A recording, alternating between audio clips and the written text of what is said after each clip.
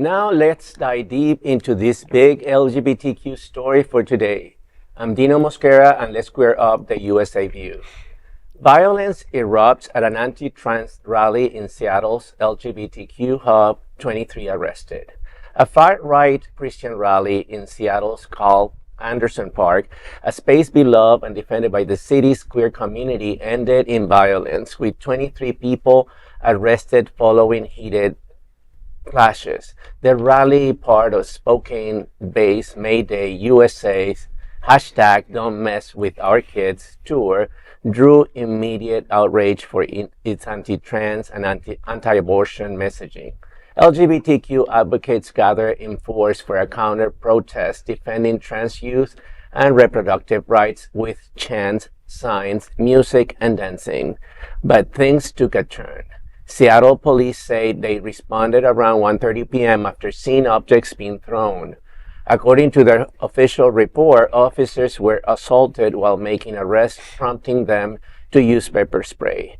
22 adults were arrested for assault and obstruction, along with one juvenile. One officer was hospitalized and later released. State troopers were called in to help. Capitol Hill, Seattle reported that tensions escalated after bike officers pushed into the crowd using bicycles and batons.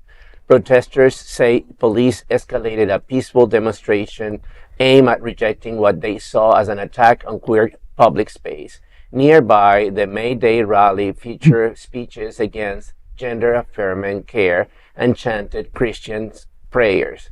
A donation bucket was also passed among attendees. Mayor Bruce Harrell said the rally was, quote, to provoke a reaction by promoting belief inherently opposed to our city values, end of quote.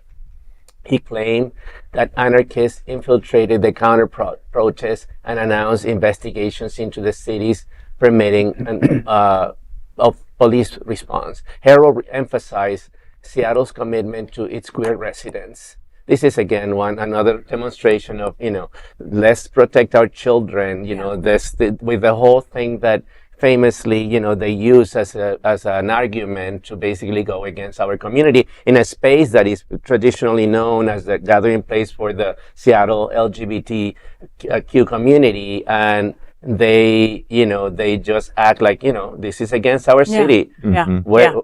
Where is that say that, Yeah, no, this wasn't a protest gone wrong, right? This was a freaking setup, basically, right? They basically rolled into a Seattle LGBTQ heart space that we always use for our events and started provoking and sending out misinformation and basically saying all these horrible things about our community, especially the trans community, right? So they show up with hate.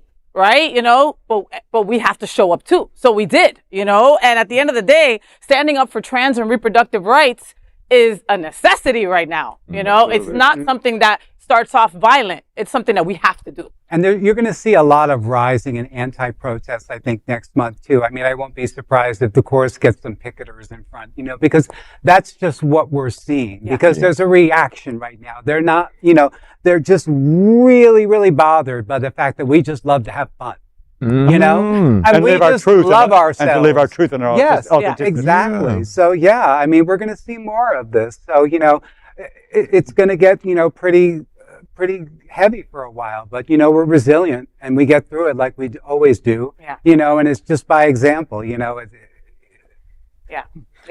show up with it. They show up with hate wrapped in prayer. Yeah. You know what I mean? That's basically, you know what I mean? So people walking by are pseudo confused because they're like, what's going on? Doing the exact opposite of what Jesus taught. I mean, it's the insanity. And protect our children, it's just so sweet. Your children who are probably so sweet, just like, spreading love to the rest of us. And what is just, it just boggles the mind always. It's like, there's some queer in your family, or your brother, your sister, your mother, whatever.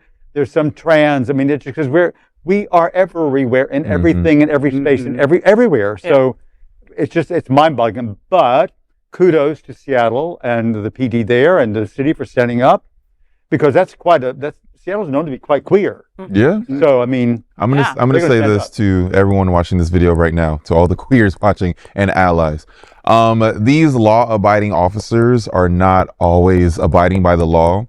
So I'm imploring you, queer person and queer aligned person to study up on the laws and your rights if you're ever in these situations. If you are attending a pride, a protest, a sit-in, anything like that, make sure you understand your rights. And don't always follow what social media tells you. I'm gonna need you to actually crack open a book to see what the law is actually in your land so that you don't get tripped up, because they're not always gonna follow the rules. So I need you to have that in your back pocket so that you understand how you are to be treated in these situations, okay? It's not going to be necessarily the safest right now, but that does not mean we need to go out there misinformed and scared. We can still go out, we can still celebrate, we can still be proud, but let's be educated, let's be strong, let's be informed, and let's be protected amongst ourselves. And allies, it's not just a name. Y'all really gotta ally right now, okay? You have the power because you are the straight, and the straights hold the power in this world, unfortunately. So with that being said, use that power to help protect us. We are begging you, okay? You can't just get the cute shit from Target no more. You actually got to stand by us and stand with us. Because you actually can't get it at Target anymore. Hello. No. But the days of, oh, but my hairdresser's gay. Those days are over. Okay? Allies and straight people, you got to do more for us. Ally need to be allying. Exactly. You better ally. So that is the big LGBTQ story for today. There is no other queer nonprofit media platform like this in the entire world. Support our LGBTQ stories by subscribing and sharing Queer News Tonight.